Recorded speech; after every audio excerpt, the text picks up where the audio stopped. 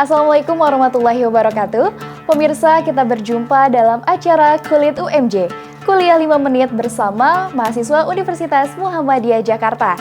Kita akan menampilkan ceramah-ceramah dari para dosen dan juga ustadz-ustadz yang dibuat oleh mahasiswa Universitas Muhammadiyah Jakarta. Tapi sebelum mendengarkan ceramah, kita akan mendengarkan pengantar dari dosen pengampu kita, Dr. Makron Sanjaya M.Sos berikut ini. Assalamualaikum warahmatullahi wabarakatuh. Dalam rangka memberikan apresiasi kepada para mahasiswa Gen Z dari Universitas Muhammadiyah Jakarta, kemudian juga memberi kesempatan bagi mereka untuk berkreasi, mengekspresikan talenta-talentanya, maka saya sebagai dosen pengampu ilmu komunikasi di Universitas Muhammadiyah Jakarta kemudian memberlakukan sistem ujian akhir semester dengan karya berupa konten audio video dalam bentuk yang pertama adalah konten yang kami beri judul Kuliah 5 Menit yang diisi oleh para dosen di lingkungan Universitas Muhammadiyah Jakarta, dan yang kedua adalah kreatif, yaitu singkatan dari kreatif, yaitu kami akronim dari kumpulan karya inovatif dan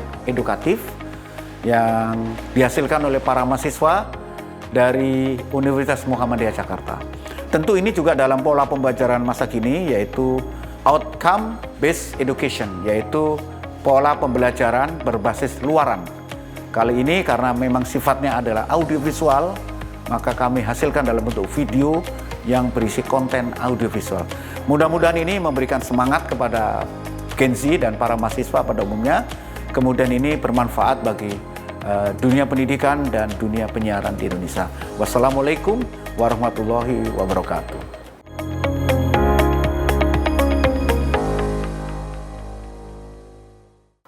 Untuk ceramah yang pertama, kita akan mendengarkan dengan tema mencari bekal menuju akhirat. Hayo teman-teman, udah pada mencari bekal untuk menuju akhirat belum? Yuk langsung aja kita simak.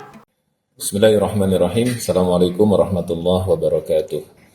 Alhamdulillah, wassalatu wassalamu ala rasulillah wa ala alihi wa sahbihi wa man walah wa la hawla wa la quwata illa billah amma ba'd.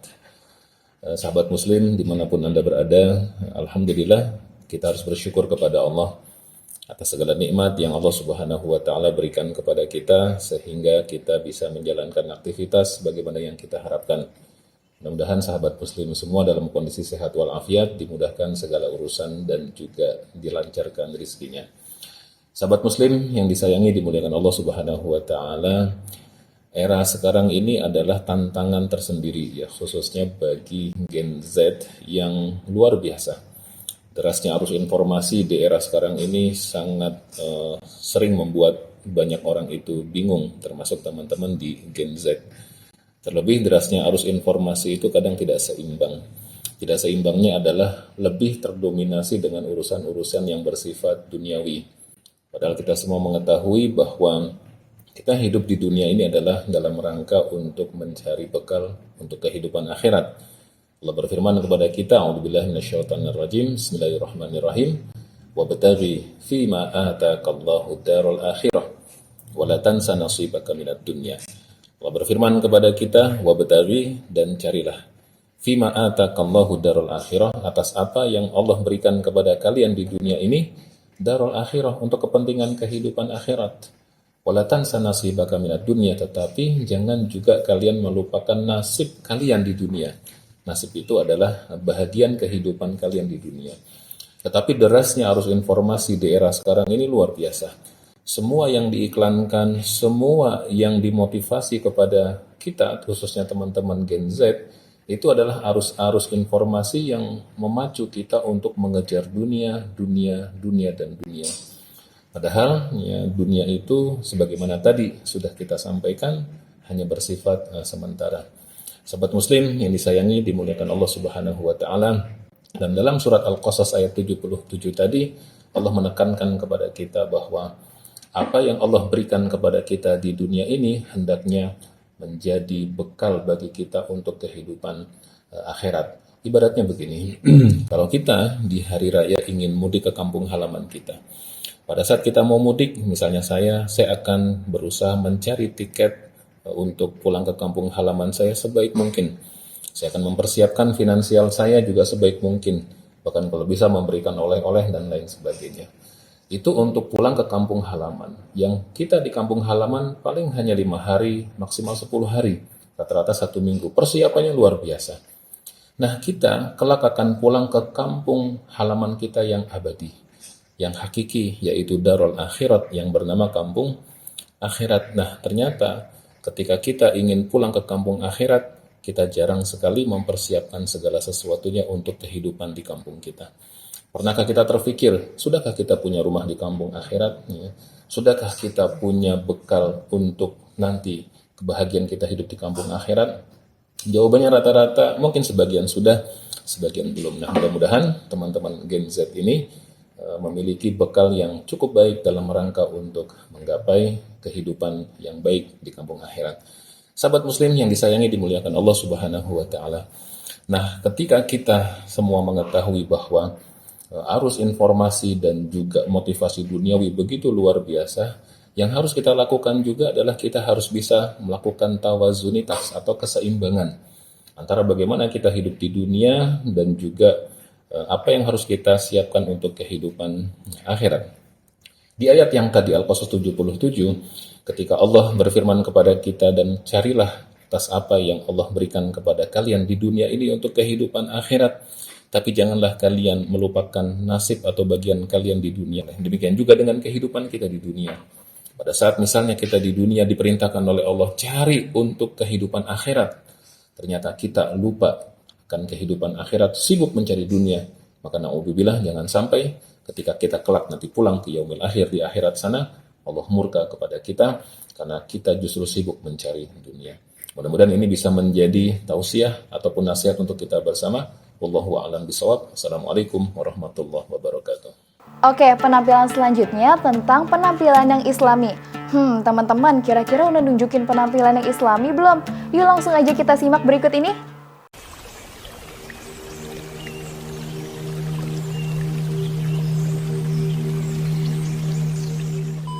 Assalamualaikum warahmatullahi wabarakatuh. Bismillahirrahmanirrahim. Alhamdulillah. Assalatu wassalamu ala rasulillah wa ba'd. Perkenalkan, saya Saiful Bahri. Saat ini bertugas di Universitas Muhammadiyah Jakarta sebagai Kaprodi S3 Program Doktor Manajemen Pendidikan Islam. Senang sekali bisa berjumpa dengan mahasiswa-mahasiswi dari Prodi KPI ya, Komisi Penyiaran Islam, Fakultas Agama Islam, yang saat ini sedang bertugas mendiskusikan, memberikan edukasi tentang penampilan yang islami. Penampilan yang islami itu sesungguhnya apa sih? Pertama kita bicara substansi, yang kedua adalah bicara teknis dan hal-hal yang terkait dengan praktek setiap hari. Secara substansi, penampilan islami itu adalah penampilan kita sesuai dengan apa yang dituntunkan Allah melalui Al-Quran dan hadis Nabi Muhammad SAW. Di antaranya adalah terkait dengan tata cara berpakaian, tata cara berjalan, tata cara berkata-kata, menegur, menghormati orang tua, menyapa orang, itu semuanya adalah dalam rangka penampilan islami. Kita berjumpa dengan orang, karena hadis Rasulullah SAW mengatakan, beliau bersabda, afsyus salam, berarti kita juga setiap berjumpa dengan orang membiasakan mengucapkan salam, ya, karena kita menjadi orang yang membawa misi perdamaian, kerahmatan, dan keberkahan. Ada hadis lagi, laisa minna man la yarham saghirana, tidak termasuk kita orang yang tidak menyayangi orang yang lebih kecil. Berarti kita mesti menyayangi orang yang lebih kecil dari kita, baik itu anak, adik, atau siapapun.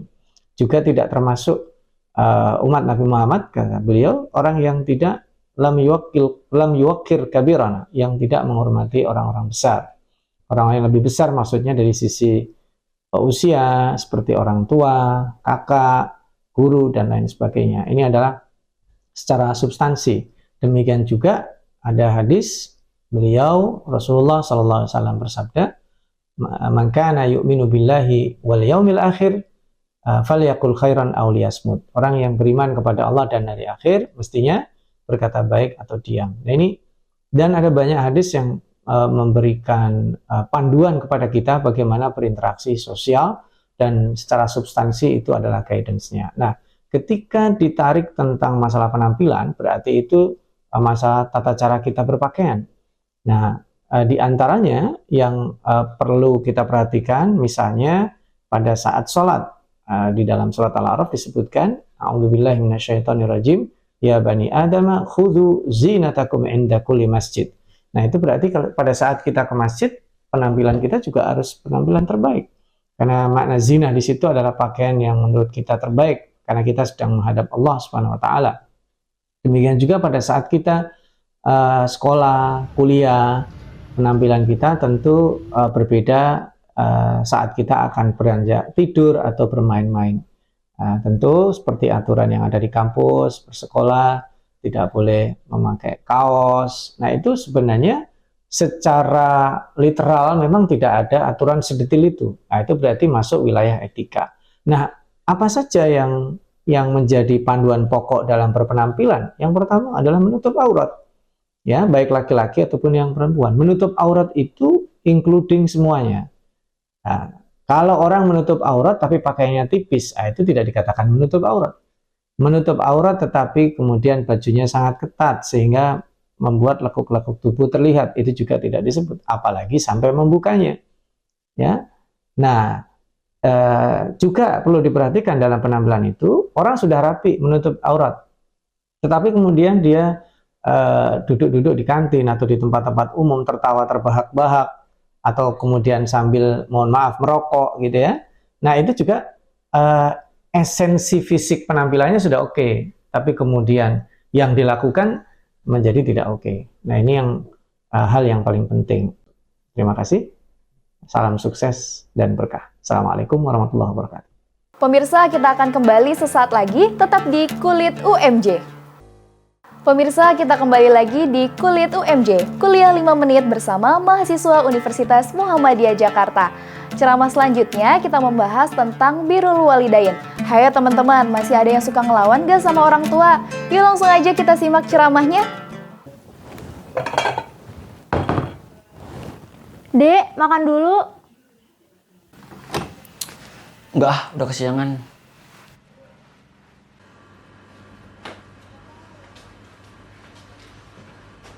Buru-buru banget sih nggak saling.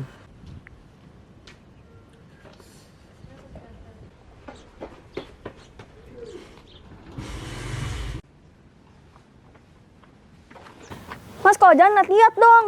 Mana sih? Salim dulu kali sama orang tua.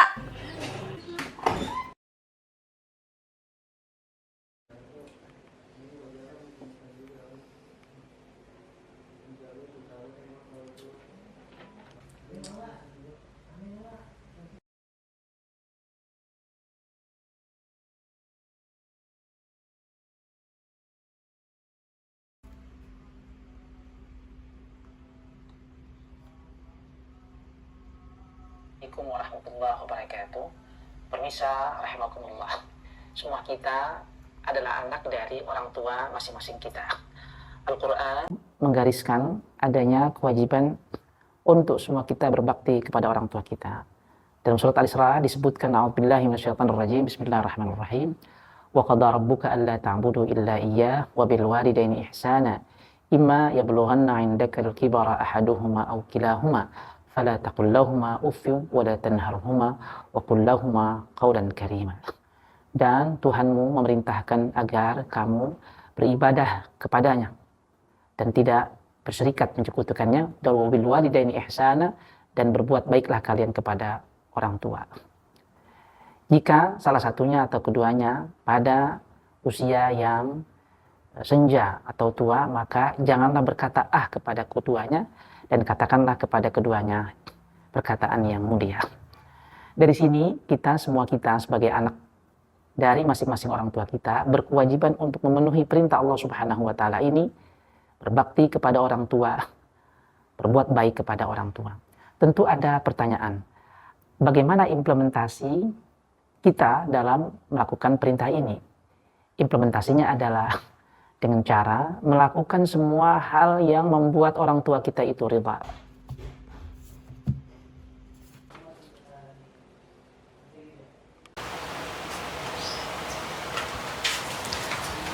Sini Mi, Ade bantuin. Lah, tumben lo. Kan pengen berbakti kepada orang tua. Apapun peran kita di muka bumi ini, maka terhadap perintah dalam surat Al-Isra ayat 23, di mana kita diperintah oleh Allah Subhanahu wa taala untuk berbakti kepada orang tua, maka peran itu, semua peran yang Allah berikan kepada kita itu, dalam profesi apapun kita, maka kita daya gunakan untuk sebesar-besar mungkin keridhaan orang tua kita. Sini Mi, Ade aja yang beresin. Masya Allah, Dek.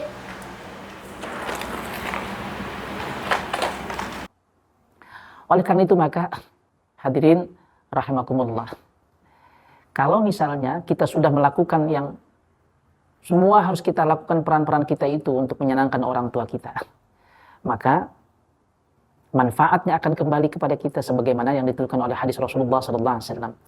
Ridallah fi ridal walidain wa suhtullah fi suhtil walidain.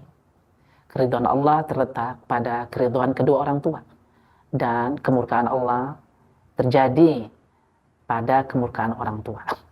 Kalau hidup kita ingin diridai Allah Subhanahu wa taala, maka kuncinya adalah buatlah ridha orang tua kita. Kalau kita ingin orang tua kita senang, ridha dunia akhirat terhadap kehidupan kita, maka jadikanlah mereka sebagai tempat keberkahan, tempat kita mengambil kemanfaatan, keridhaan dengan cara menyenangkan hati kedua orang tua kita. Dan sebaliknya, kalau kita ingin menghindari dalam kehidupan dunia ini kemurkaan Allah, maka hindarilah kemurkaan orang tua kita. Dengan cara begitu, insya Allah hidup kita akan berkah. Demikian, wassalamualaikum warahmatullahi wabarakatuh. Pemirsa, Kulit UMJ akan kembali lagi. Jangan kemana-mana ya. Teman-teman, kembali lagi di Kulit UMJ, kuliah 5 menit bersama mahasiswa Universitas Muhammadiyah Jakarta. Kita ini yang generasi Z pasti mengalami banyak perubahan, entah perubahan mengenai pergaulan atau perkembangan media massa dan sebagainya. Yuk langsung aja kita dengerin ceramah mengenai perubahan Gen Z dalam pandangan Islam berikut ini.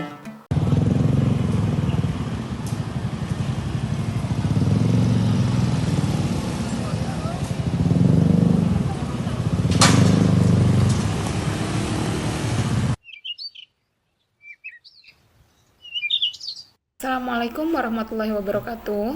Saya di sini akan menjelaskan tentang perubahan generasi Z dalam sudut pandang Islam. Apa sih? Apakah ada manfaatnya atau tidak? Perubahan sosial pada generasi Z sangatlah signifikan dan sulit untuk diabaikan. Generasi ini tumbuh di dalam dunia yang sangat berbeda dari generasi sebelumnya. Dengan perkembangan teknologi dan globalisasi ini sangatlah nampak, maka tak heran jika mereka memiliki pandangan dunia yang unik dan berbeda. Bagaimana perkembangan ini dipandang dalam sudut pandang Islam? Islam adalah agama yang universal dan mencakup semua aspek kehidupan manusia, termasuk perkembangan sosial. Secara umum, memang Islam adalah mendorong manusia untuk melakukan perubahan sosial dan kemajuan dalam masyarakat dengan berpegang pada prinsip-prinsip keadilan dan kebermanfaatan. Namun, adanya perubahan sosial ini tidak sesuai dengan nilai-nilai Islam, apakah dapat memunculkan dampak negatif bagi kehidupan manusia atau memang memberikan manfaat yang banyak. Nah, dilihat dari realita kehidupan ini bahwa generasi Z ini memang memiliki keunikan. Dia bisa memberikan pemanfaatan yang banyak, juga bisa memberikan dampak negatif, termasuk dalam kehidupan sosialnya.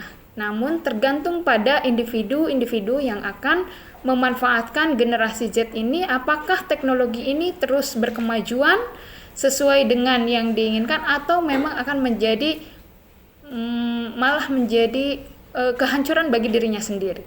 Karena tidak sedikit orang yang menggunakan pemanfaatan gadget hanya untuk memuaskan kebutuhan pribadinya, gitu ya. Nah, selain itu, perubahan dalam teknologi dan media sosial juga memiliki dampak yang signifikan pada generasi ini.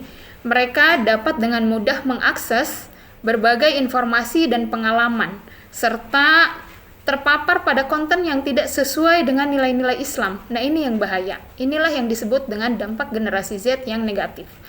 Oleh karena itu, penting bagi umat Islam untuk memahami dan memiliki kemampuan untuk memfilter mana konten yang harus kita manfaatkan, mana juga informasi yang memang tidak harus kita sebarkan.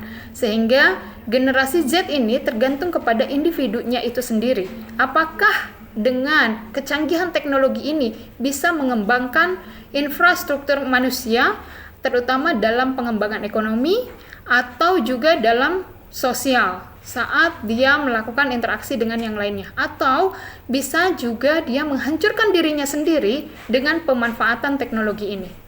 Dalam hal konsumsi belanja, misal generasi Z memiliki kecenderungan lebih memilih produk-produk yang ramah lingkungan dan beretika. Ini dapat menjadi titik terang bagi kesejahteraan lingkungan dan sosial. Islam menekankan pentingnya menjaga lingkungan dan melakukan tindakan sosial yang bermanfaat bagi masyarakat. Pemanfaatan generasi Z dalam pelestarian lingkungan sangatlah berpegang teguh pada individu itu sendiri. Bagaimana kita mengolah, mengkonsumsi teknologi menjadi pemanfaatan yang banyak digunakan untuk banyak orang, atau umat-umat Islam ini memanfaatkan teknologi itu untuk hal-hal yang sifatnya memiliki kebermanfaatan. Baik, terima kasih, itu yang bisa saya sampaikan. Wabillahi taufiq wal hidayah. Assalamualaikum warahmatullahi wabarakatuh.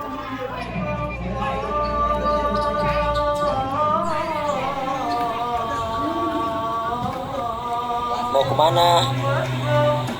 Ke situ, mau sholat. Jalan kaki aja yuk. Oke.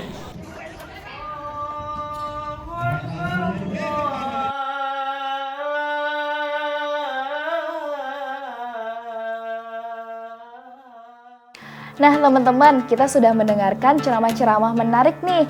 Semoga kita mendapatkan hikmah dari ceramah-ceramah tersebut ya. Kita akan kembali lagi di Kulit UMJ, kuliah 5 menit bersama mahasiswa Universitas Muhammadiyah Jakarta. Sampai jumpa, wassalamualaikum warahmatullahi wabarakatuh.